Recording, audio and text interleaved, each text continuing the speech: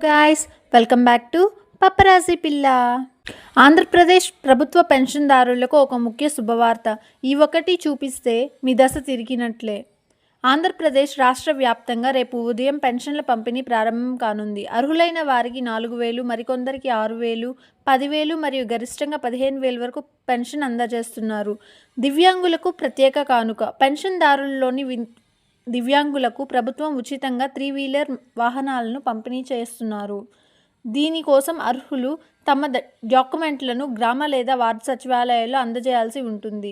అలాగే వారికి ఉచిత బస్సు ప్రయాణం కూడా అందిస్తుంది. దివ్యాంగులకు ఆర్టీసీ బస్సుల్లో ఉచిత ప్రయాణ సౌకర్యాన్ని ప్రభుత్వం కల్పిస్తోంది. దానికి అవసరమైనవి: ఈ ఉచిత బస్సు ప్రయాణ సౌకర్యాన్ని పొందడానికి దివ్యాంగులు తమ ఆధార్ కార్డు లేదా పెన్షన్ ఐడి కార్డును చూపించాల్సి ఉంటుంది. ఈ ఉచిత బస్సు ప్రయాణ సదుపాయం కేవలం ఆంధ్రప్రదేశ్ రాష్ట్ర సరిహద్దుల వరకు మాత్రమే వర్తిస్తుందని ముఖ్యమంత్రి చంద్రబాబు నాయుడు గారు ప్రకటించారు. ఇలాంటి మరిన్ని అప్డేట్స్ కోసం మన ఛానల్ను సబ్స్క్రైబ్ చేసుకోండి.